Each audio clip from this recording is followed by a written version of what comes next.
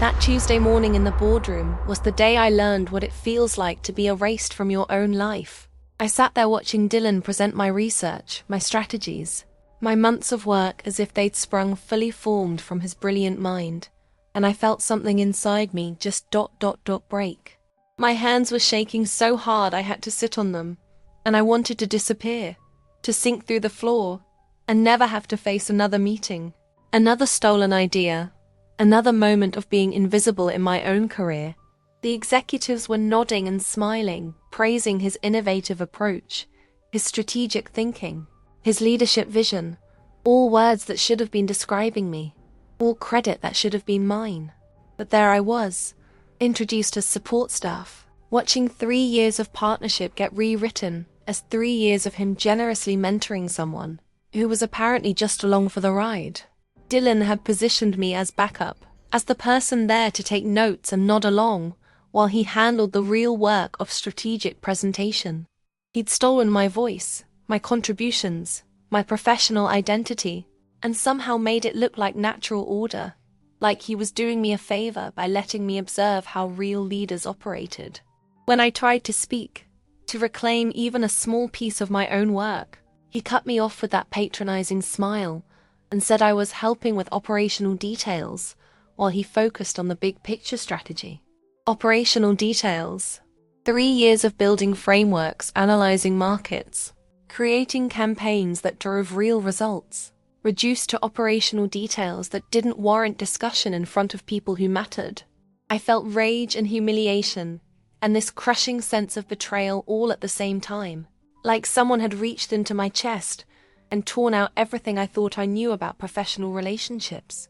This was the person I'd trusted completely, the colleague I'd shared ideas with freely, the partner I believed saw me as an equal. Instead, he'd been systematically positioning himself as the star, while casting me as the supporting actress in my own career story. Every compliment he'd given me, every moment of apparent collaboration, every time he'd called me his partner, it had all been set up for this moment when he could claim sole credit for our shared success while I sat there powerless to correct the record. But what came after that meeting was even worse than the humiliation itself, because that's when I discovered just how thoroughly Dylan had been planning my professional destruction, and how little anyone cared about stopping it.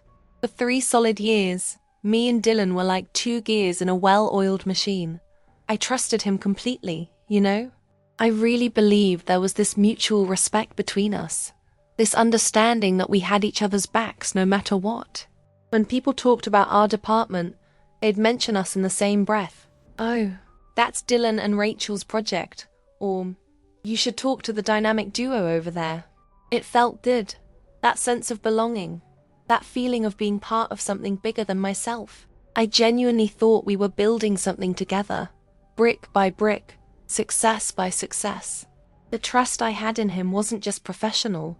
It was the kind of confidence you place in someone when you believe they see your worth the same way you see theirs. The first time we tackled a major project together was this marketing campaign for our biggest client, Henderson Industries. I remember staying late those nights, sharing Chinese takeout in the conference room, bouncing ideas off each other like we were old college friends cramming for finals. Dylan would scribble something on the whiteboard, and I'd add my twist to it, and suddenly we'd have this brilliant concept that neither of us could have created alone. When we presented it to the board, the applause felt like victory. Not just mine, not just his, but ours. He kept saying "we" throughout that presentation, and every time he did, I felt this warm surge of validation. "We believe this approach will revolutionize their brand identity," he'd say, and I'd nod, feeling like I was exactly where I belonged. That "we" became the foundation of everything I believed about our partnership. Dylan had this way of making me feel essential, like I was the missing piece he'd been searching for his whole career. "You're the eyes I don't have," he'd tell me when reviewing campaign layouts. "I can see the big picture, but you catch those details that make all the difference." Those words stuck with me, replaying in my head during tough days, reminding me that I mattered, that my perspective was valuable. When clients would compliment our work, he'd nudge me with his elbow and smile, as if to say, "See? We did that together. I started seeing myself through his eyes, as someone capable, insightful, indispensable. The confidence I gained from his recognition transformed how I approached every task, every meeting, every creative challenge. But looking back now, I wonder if those compliments were just a way to keep me invested, to make sure I'd keep pouring my best ideas into our shared success. Before every major decision, Dylan would shoot me a message or swing by my desk with that familiar grin. "Hey, I drafted this proposal for the Morrison account. Mind taking a look? I trust your judgment more than anyone's." I'd drop whatever I was doing because being his sounding board felt like the most important job in the world. We'd sit there, sometimes for hours, dissecting every angle, every potential pitfall, every opportunity to shine. "What's your gut telling you about this section?" He'd ask, and I'd give him my honest thoughts, never holding back. Those conversations felt sacred somehow, like we were building something that mattered. I believed my input was shaping our shared future, that every suggestion I made was helping us climb higher together. The trust felt mutual, genuine, unbreakable. There was this company lunch last December that I'll never forget. One of those end-of-year celebrations, where everyone gathers in the main conference room with catered sandwiches and awkward small talk. Dylan stood up to make an impromptu toast, raising his coffee cup like it was champagne. "I want to acknowledge someone who's been absolutely crucial to everything we've accomplished this year," he said, and my heart started beating faster. "Rachel, without your insights, your dedication, your ability to see what I miss, none of our success would have happened." The whole room turned to look at me, and I felt this incredible rush of recognition, of being seen and valued. "To partnership," he said, and everyone raised their cups. I felt tears prick my eyes because it was everything I'd hoped to hear, everything I needed to know about where I stood. That moment became my anchor, my proof that our collaboration meant as much to him as it did to me. But there was something in that toast, something I didn't catch at the time. A subtle shift in how he positioned things. He said I was crucial to everything we've accomplished, not everything we've accomplished together. He talked about my insights helping our success, but when I replay it now, I hear how he made himself the center of that success, with me as the supporting player who helped him achieve it. At the time, though, all I heard was recognition, appreciation, the validation I'd been craving. I went home that night feeling like I was part of something special, like I'd found my professional soulmate. I told my roommate Emma about the toast, about how Dylan had acknowledged me in front of everyone, and she smiled and said, "Sounds like you've got a real partner there." I nodded, believing it completely, never imagining that this moment of feeling most valued would later become the measuring stick for just how far I'd fall. The foundation of trust we'd built felt unshakable back then. Every successful presentation, every satisfied client, every pat on the back from our supervisor reinforced my belief that we were a team. I'd catch Dylan's eye during meetings when someone praised our work, and we'd exchange these knowing looks, like we shared a secret about what real collaboration looked like. "We make a good team," he'd whisper as we packed up after another win, and I'd agree wholeheartedly. The word partnership became sacred to me, representing everything I valued about professional relationships: mutual respect, shared credit, honest communication, and genuine care for each other's growth. I thought I'd found something rare in the corporate world, something that would last as long as we both remained ambitious and dedicated. Little did I know that the very trust I treasured was about to become the weapon that would wound me most deeply. The changes started so subtly that I almost convinced myself I was imagining them. Dylan's warm greetings became shorter, more formal, like someone had taught him to measure his words around me. Where he used to call me his partner in crime, or the brains of the operation, he started referring to me as Rachel from our team when talking to others. It was such a small shift, but it felt like watching someone slowly turn down the volume on our friendship. Those little moments of connection we used to share, the inside jokes, the knowing glances, the casual check-ins, began disappearing one by one. I'd walk past his desk and expect that familiar smile, that quick, "Hey, "How's it going?" But instead I'd get a distracted nod, his eyes never quite meeting mine. The frustration of not being able to pinpoint exactly what had changed made me question my own perception, wondering if I was being paranoid or oversensitive. The first real red flag came through my email inbox, or rather, what wasn't in it. I noticed that certain conversations Dylan and I used to have face-to-face were now happening in email threads I wasn't included in. Messages that should have had my name in the to field were being sent directly to our supervisor, Tom, with me relegated to CC status or sometimes left out entirely. It was like watching myself get edited out of my own professional story, slowly but methodically. When I'd asked Dylan about decisions that seemed to come out of nowhere, he'd give me these vague responses. "Oh, Tom wanted to streamline communications," or "I didn't want to clutter your inbox with administrative stuff." But I knew the difference between administrative clutter and being deliberately excluded from the conversations that shaped our projects. The betrayal wasn't in any single email. It was in the pattern, the gradual erosion of my place at the table where decisions were made. Around the same time, Dylan started singing the praises of Mia, our new junior analyst who joined the team fresh out of college. At first, I was happy for her. Everyone deserves recognition when they're trying to prove themselves. But the way Dylan talked about Mia felt different from how he'd ever talked about me. "She brings such fresh perspective," he'd tell Tom during our weekly team meetings, his voice carrying an enthusiasm I remembered from our early days together. "Sometimes you need someone who isn't weighed down by conventional thinking," he'd add, and I'd feel this uncomfortable twist in my stomach. The implication was clear even if he never said it directly.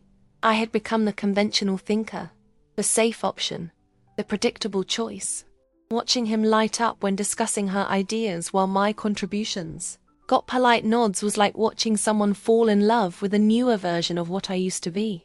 The consultation ritual that had been sacred to our partnership started crumbling too. Dylan stopped sending me those draft presentations and half-formed concepts that I used to help him refine. Instead, I discovered finished work that clearly showed my influence, my research methods, my analytical approach, even phrases I'd coined, but without any acknowledgement that I'd been part of the creative process. When I'd mentioned seeing familiar elements in his presentations, he'd brush it off with comments like, "Great minds think alike," or "Must be something in the office water." The dismissal stung more than outright theft would have, because it suggested that what I'd contributed was so obvious, so generic, that anyone could have thought of it. My unique insights were being reframed as common sense, my creative contributions as coincidental similarities. The tone of our interactions shifted from collaborative to transactional, like we were colleagues who barely knew each other, instead of partners who'd built something meaningful together. Dylan's smiles became more forced, his thank yous more perfunctory. Where he used to linger by my desk for genuine conversations about our projects, now he'd deliver information and move on quickly, like he was checking items off a to-do list. "Hey, just wanted to let you know I updated the Morrison proposal," replaced. "What do you think about this approach for Morrison?" The change felt like watching someone slowly back away from you in a conversation, maintaining the appearance of engagement while creating more and more distance. I started feeling like I was imposing on his time instead of contributing to our shared success. Our coffee runs turned into solo missions. Our brainstorming sessions became his independent work sessions, and our celebratory lunches disappeared entirely. I'd suggest grabbing food together after a successful presentation, and Dylan would already have plans, sometimes with Mia, sometimes with Tom, often just previous commitments he couldn't break. The exclusion wasn't aggressive or dramatic. It was the slow fade that happens when someone decides you're no longer essential to their story. I'd see him laughing with others in the break room and feel this strange sense of loss, like I was mourning a friendship that was dying by degrees. The professional betrayal was bad enough, but the personal abandonment felt even worse, like I'd lost not just a work partner, but someone I genuinely cared about as a human being. What hurt most was how Dylan maintained the pretense that nothing had changed while systematically dismantling everything we'd built together. He'd still use phrases like, our project, and team effort in meetings. But his body language told a different story. The way he'd angle himself away from me. The way he'd make eye contact with everyone else in the room. The way he'd reference the team's work, instead of acknowledging specific contributions. I felt like I was being gaslit in slow motion, watching our partnership dissolve while being told that everything was fine, that I was still valued, that this was just natural evolution. The loyalty I'd felt toward Dylan started curdling into something bitter and confused, as I struggled to reconcile the person I'd trusted with the person who was now treating me like a stranger with too much inside knowledge. The quarterly presentation to the executive board was supposed to be our moment to shine, the culmination of months of work on the Hartwell Industries rebranding campaign. I'd spent weeks perfecting the market research, crafting the narrative arc, and designing the visual components that would tell our story. As always, Dylan and I had planned to present together, him handling the strategic overview while I dove into the data and creative rationale. I arrived at the boardroom 15 minutes early, my notes organized, my confidence intact, ready to defend every decision we'd made. But the moment Dylan walked in and saw me setting up at the presentation table, something shifted in his expression. It wasn't the look of a partner prepared to battle. It was the look of someone who'd forgotten to cancel plans they no longer wanted to keep. That first flutter of unease in my stomach should have been a warning that I was still operating under the assumption that we were a team. Dylan cleared his throat and announced to the room with casual authority, "Rachel's here today for support, but I'll be handling the presentation solo since I've been leading the strategic direction." The words hit me like a physical blow, each syllable stripping away layers of my professional identity. Support? I wasn't support. I was the architect of half this campaign, the person who translated his vague concepts into concrete strategies that actually worked. The executives looked at me with that polite confusion people get when they're not sure why someone is taking up space in an important meeting. Mr. Hartwell himself gave me a brief nod, the kind you give to assistants and note-takers, people whose presence is acknowledged but not particularly valued.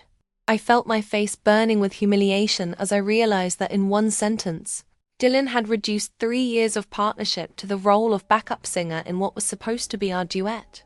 I tried to salvage the situation, to reclaim my place in the narrative I'd helped create.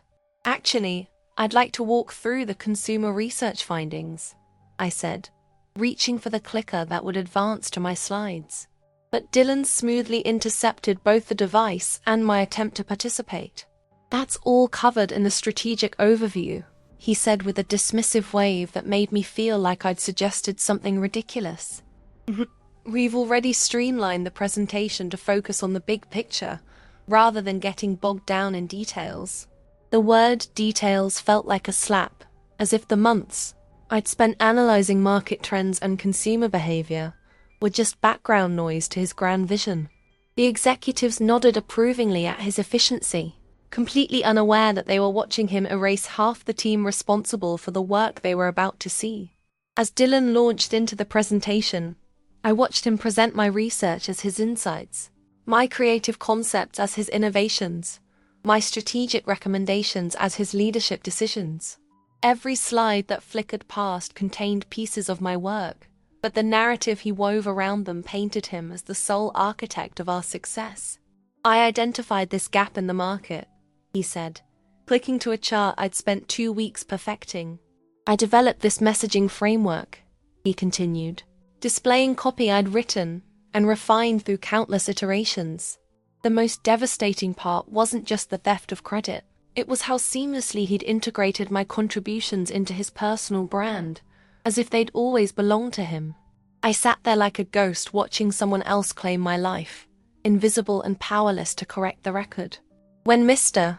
Hartwell asked about the competitive analysis that had been crucial to our positioning strategy, I saw my chance to contribute something meaningful to the discussion. I leaned forward, ready to explain the methodology I'd developed for tracking competitor messaging across multiple channels. But before I could speak, Dylan cut me off with a patronizing smile. "Rachel's been helping with some of the operational research, but the strategic implications are really what matter here." The phrase, "helping with," turned my expertise into assistance, my leadership into support work. He then proceeded to summarize my analysis in broad strokes, removing all the nuance and insight that had made it valuable, while taking full credit for the conclusions I'd drawn. The executives looked satisfied with his explanation, never knowing they were getting a diluted version of work they deserved to hear about from its actual creator.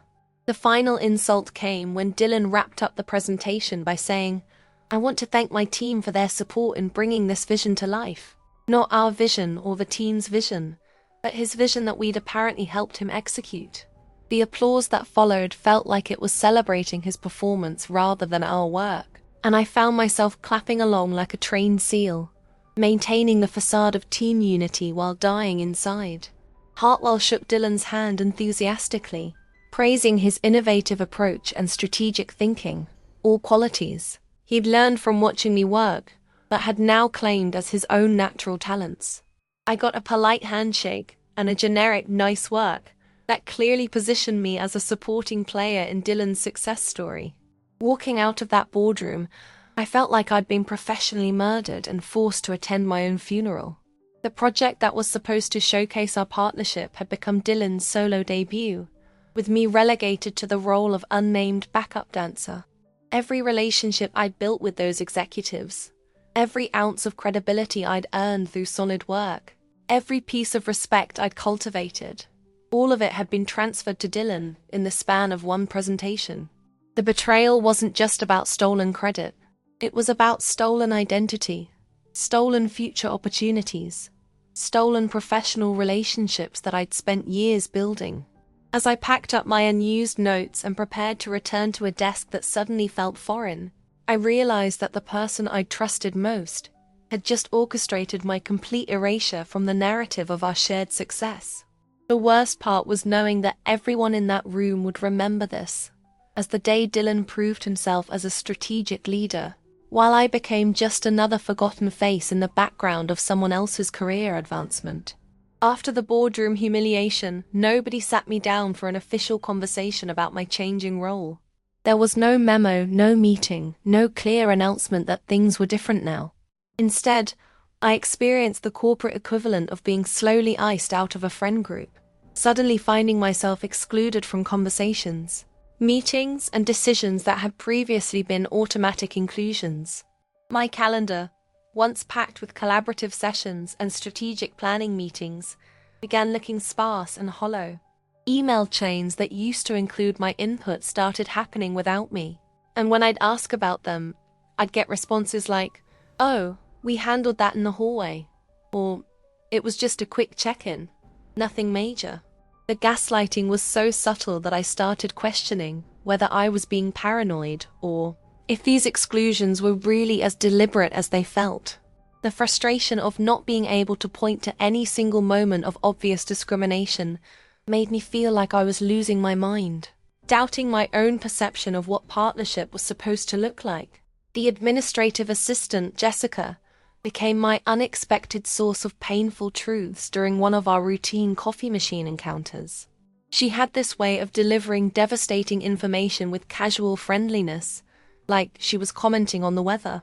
"Oh, Dylan mentioned you're focusing more on the operational side of things now," she said while stirring sugar into her coffee. "He seemed excited about taking on more of the client-facing responsibilities." I nearly choked on my coffee because this was the first I'd heard about any shift in my responsibilities. Operational side. I'd built my reputation on strategic thinking and client relationships, not on being relegated to behind-the-scenes busy work. But according to Jessica's casual intel, Dylan had been having conversations about my career trajectory without including me in them. The realization that my professional future was being discussed and decided in meetings where I wasn't even present felt like discovering that people had been planning your surprise funeral while you were still alive.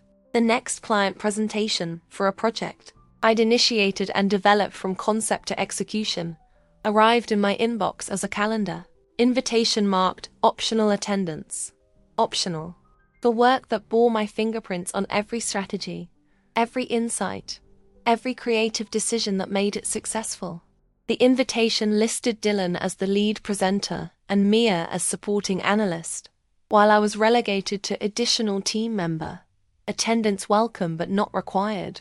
I stared at that email for 20 minutes, reading and rereading those words, trying to process how I'd become optional for my own work. When I showed up anyway, thinking surely there'd been some administrative error, Dylan looked genuinely surprised to see me. "Oh, Rachel, I didn't expect you to come," he said. Not unkindly, but with the tone you'd use for someone who'd shown up to a party they weren't really invited to. The meeting proceeded without any acknowledgement of my contributions, and I sat there like a ghost haunting my own professional legacy. The paper trail of my contributions began disappearing with surgical precision. Reports that had always listed collaborative authors suddenly showed only Dylan's name.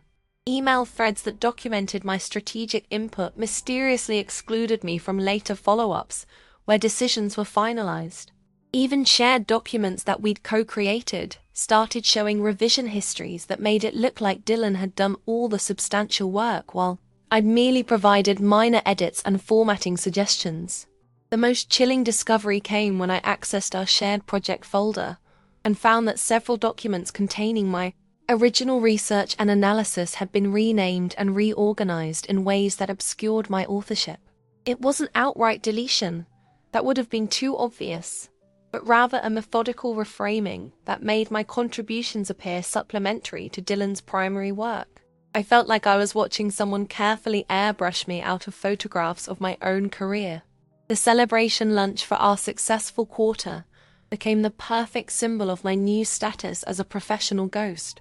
I only learned about it when I overheard Mia asking Tom what restaurant they'd chosen. And when I casually mentioned that I hadn't received an invitation, she looked genuinely confused. "Oh, I thought it was just for the client-facing team," she said, apparently unaware that I'd been the primary client contact for 2 of the 3 major wins they were celebrating. When I later walked past the restaurant and saw them through the window, Dylan holding court at the head of the table, Tom raising a toast, Mia laughing at something someone had said, I felt this profound sense of isolation that went beyond professional exclusion. These were people I'd worked alongside for years, people I'd shared victories and defeats with, people I'd considered not just colleagues but friends. Watching them celebrate achievements I'd helped create while I stood outside like a stranger was the moment I truly understood that I'd been written out of my own story. The emotional weight of this systematic erasure was crushing in ways I hadn't anticipated. It wasn't just about career advancement or recognition. It was about the fundamental human need to be seen and valued for your contributions. Every excluded email, every missed invitation, every overlooked achievement chipped away at my sense of professional identity until I started questioning whether I'd ever been as valuable as I'd believed. The self-doubt was perhaps the cruelest part of the betrayal, because it made me complicit in my own diminishment. I'd lie awake at night replaying conversations, wondering if I'd misunderstood my role all along, if I'd overestimated my importance to projects that were apparently succeeding just fine without me. The confidence that had once made me a strong collaborator was being systematically destroyed, replaced by a constant second-guessing that made every remaining interaction feel fraught with uncertainty. Learning to navigate the office as an invisible person required developing new survival skills I'd never needed before. I started documenting my contributions obsessively, sending follow-up emails that created paper trails of my involvement in decisions and strategies.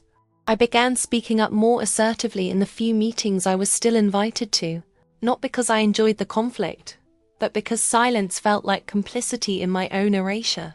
The saddest part was realizing that the loyalty and trust I'd once offered freely had been weaponized against me. My willingness to share credit and support others' growth had made it easier for Dylan to gradually absorb my role without anyone noticing the transition.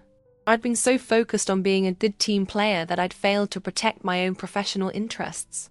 And now I was learning too late that in corporate environments, your contributions are only as secure as your ability to defend them against people who see opportunity in your generosity. The call to HR came on a Tuesday morning in March, delivered with the kind of artificial warmth that immediately signals bad news. "Hi, Rachel. This is Linda from Human Resources. Could you come down for a quick chat when you have a moment? The word quick in HR speak is never actually quick, and chat is never just a chat. I knew something was wrong the moment I heard her voice, but I couldn't have predicted how thoroughly my professional life was about to be dismantled in the span of a 30-minute conversation. Walking down to the HR office felt like a condemned person's final walk, and the fact that I had no idea what I'd done wrong made the anxiety even worse. Had someone complained about my performance?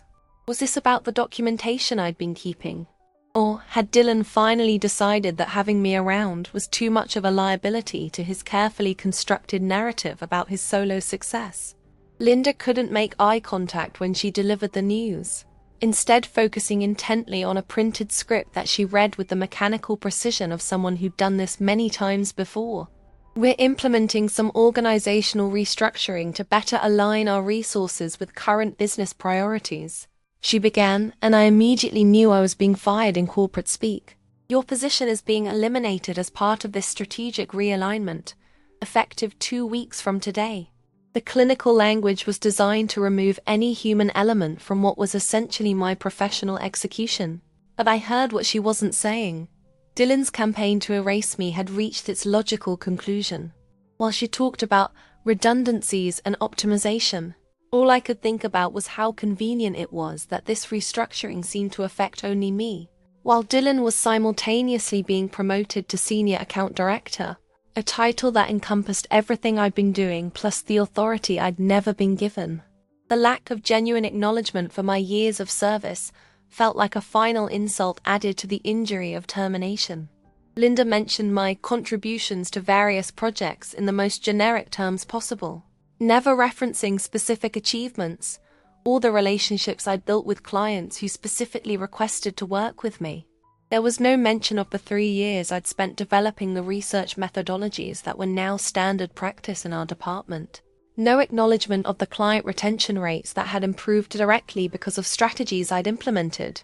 Instead, I got boilerplate language about how my skill set had been valuable during a particular phase of the company's growth, past tense, as if everything I'd accomplished had been relegated to historical footnote status, relevant only to a version of the company that no longer existed.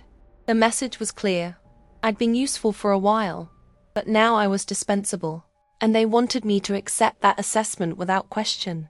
The offer to help me transition my responsibilities and update my resume felt patronizing in ways that made my hands shake with suppressed anger. They were essentially offering to help me repackage the career they just destroyed, to put a positive spin on being pushed out by someone who'd systematically stolen credit for my work. We're happy to provide references that highlight your operational strengths and support capabilities, Linda said, apparently unaware that she was reducing 3 years of strategic leadership to administrative assistance.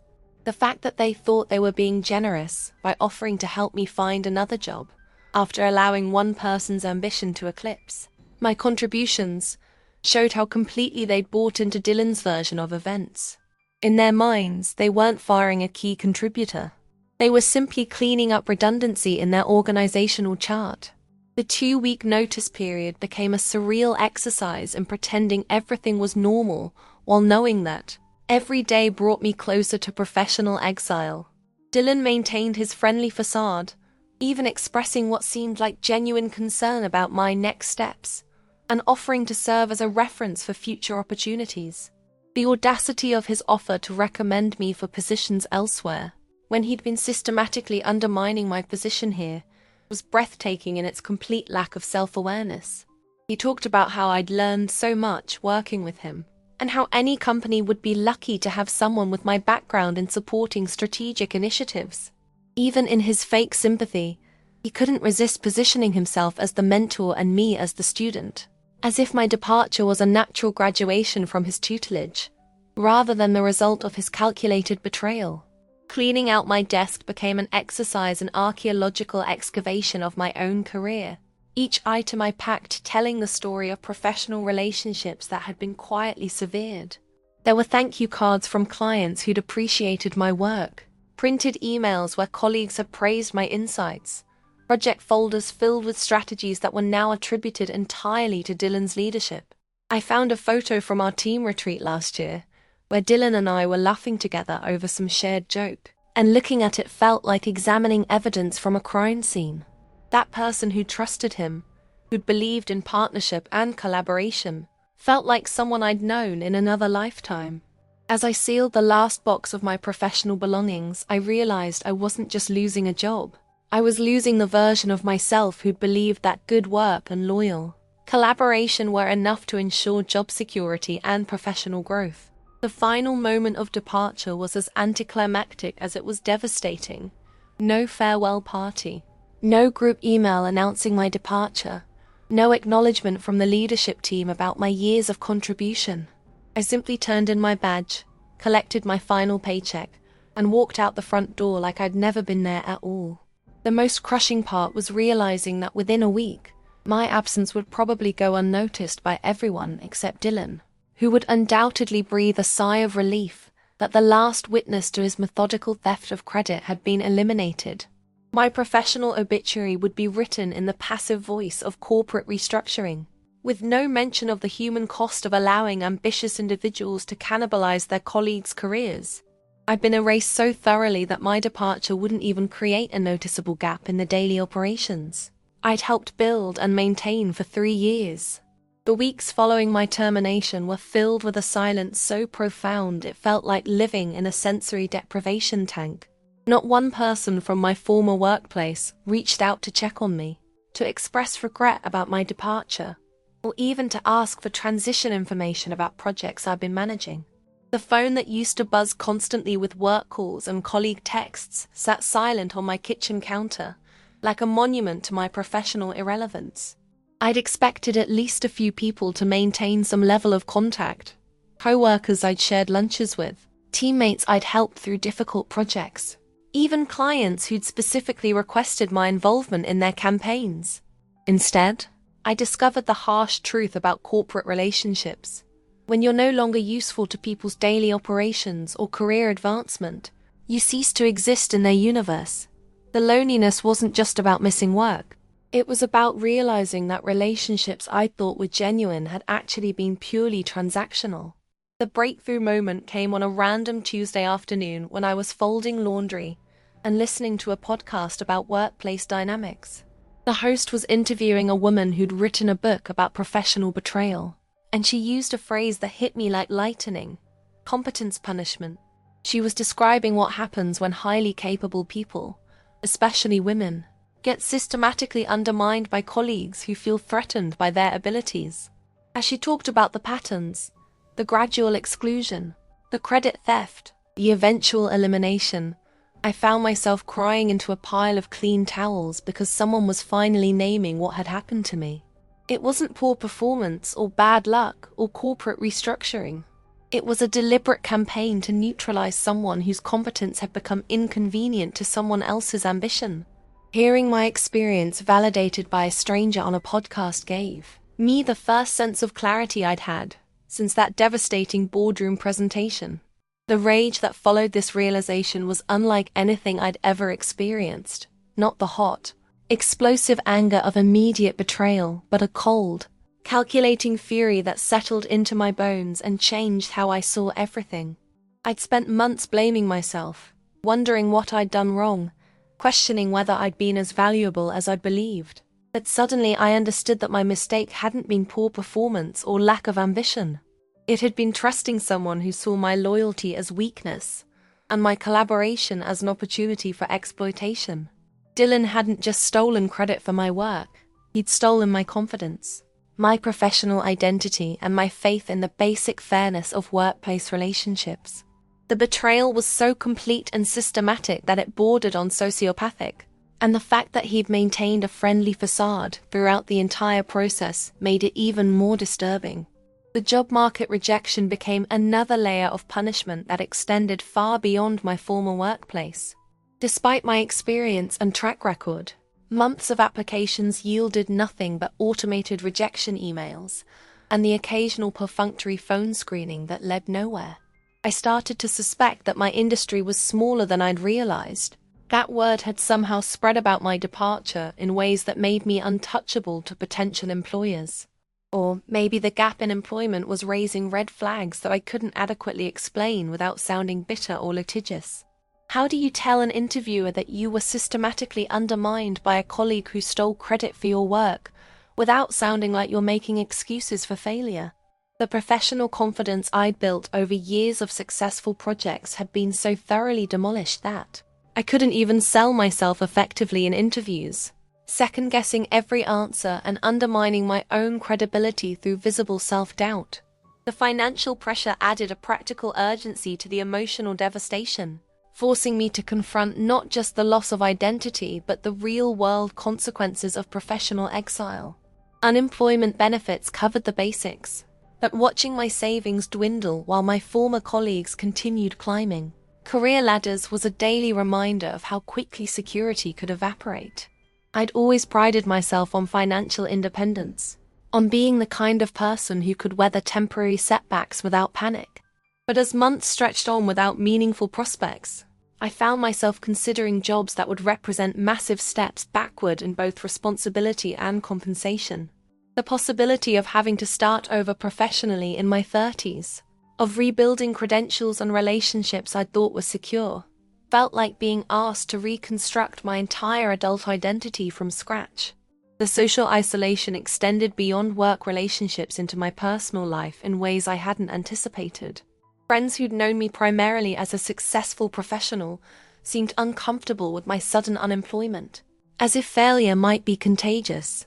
Conversations became awkward when people asked about work, and I learned to deflect with vague references to exploring new opportunities, rather than explain the complex reality of professional betrayal. Even my family's well-meaning advice to just find something else revealed how little they understood about the psychological impact of having your professional worth systematically demolished by someone you trusted. The shame of being unemployed was compounded by the shame of being unable to articulate exactly why I was unemployed, without sounding paranoid or vindictive. The most painful realization was that Dylan had won completely and would probably never face any consequences for what he'd done to me. His LinkedIn profile showed steady promotions and glowing recommendations from the very executives who'd witnessed him erase me from my own work. He'd successfully rewritten the history of our collaboration, positioning himself as a strategic leader who'd mentored junior staff rather than someone who'd systematically stolen credit from a peer. The company had absorbed his version of events so completely that my departure was probably seen as natural turnover rather than the elimination of an inconvenient truth-teller. Meanwhile, I was left to rebuild not just my career, but my basic faith in professional relationships, wondering if I'd ever again be able to trust colleagues or believe that good work would be rewarded rather than exploited. The lesson was clear and brutal. In corporate environments, loyalty is a liability. Collaboration is a weapon that can be turned against you, and the people who succeed are often those willing to sacrifice others' careers for their own advancement. The turning point came 18 months after my termination, when I finally stopped waiting for someone else to validate my worth and started building something that couldn't be stolen from me.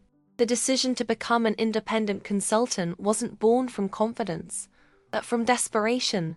I'd exhausted traditional job search channels and realized that my reputation in the corporate world had been so thoroughly poisoned that I needed to create an entirely new professional identity. Starting my own practice felt terrifying and liberating simultaneously, like jumping off a cliff while building wings on the way down. But for the first time since the betrayal, I was operating on my own terms, accountable only to clients who valued my work rather than colleagues who might see my competence as a threat to their own advancement. The learning curve was steep, but every small success felt like reclaiming pieces of my professional soul that Dylan had tried to destroy. The first lesson I had to unlearn was the toxic belief that recognition should come through subtle hints and implicit acknowledgement, rather than explicit documentation and clear boundaries.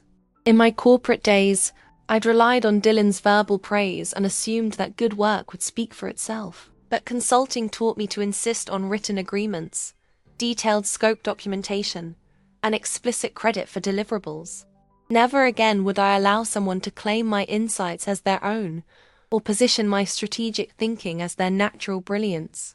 Every contract I signed included clauses about intellectual property and attribution, and every project deliverable carried my name and methodology in ways that made authorship unmistakable. It felt unnatural at first, this insistence on protecting my work, but I learned that in professional relationships, trust must be earned through consistent behavior rather than assumed through friendly conversation. Building a client base required me to develop skills I'd never needed in corporate environments: sales, networking, personal branding, and the confidence to articulate my value proposition without apologizing for taking up space.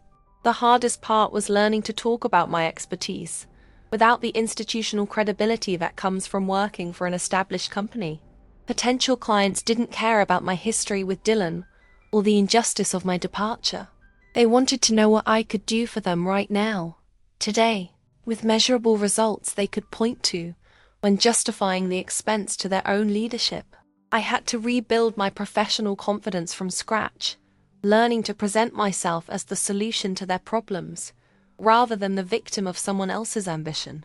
The imposter syndrome was crushing at first, but each successful project became evidence that my skills were real and valuable, regardless of how my previous employer had chosen to frame my contributions.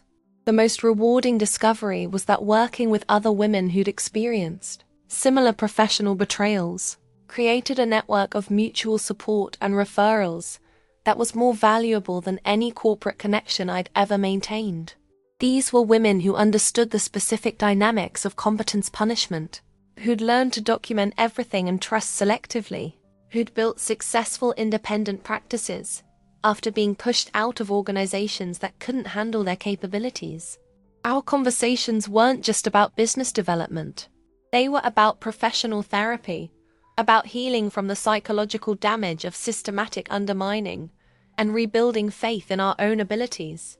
We warned each other about potential clients who showed red flags, shared strategies for protecting intellectual property, and celebrated each other's successes with the fierce loyalty of people who'd survived professional warfare. The satisfaction of building something that Dylan couldn't touch, couldn't claim, couldn't diminish was profound in ways I hadn't expected. Every new client engagement, every successful project completion, every referral from satisfied customers was proof that my skills were real and transferable, that the value I'd brought to my previous workplace hadn't been dependent on Dylan's recognition or validation. I started specializing in helping companies identify and address the kind of toxic collaboration dynamics that had destroyed my previous position, using my experience as both cautionary tale and practical guidance.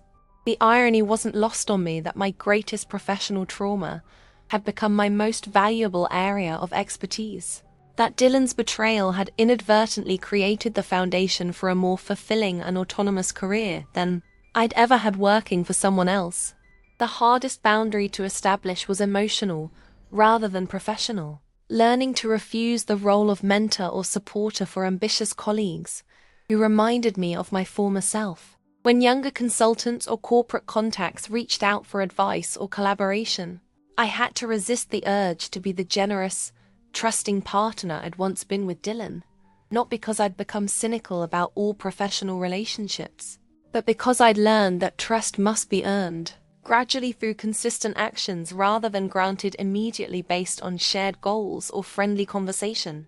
I developed a system for evaluating potential collaborators that focused on how they treated people with less power rather than how they treated me, how they discussed previous partnerships rather than how they pitched future ones, and whether their actions matched their words across multiple interactions rather than single conversations.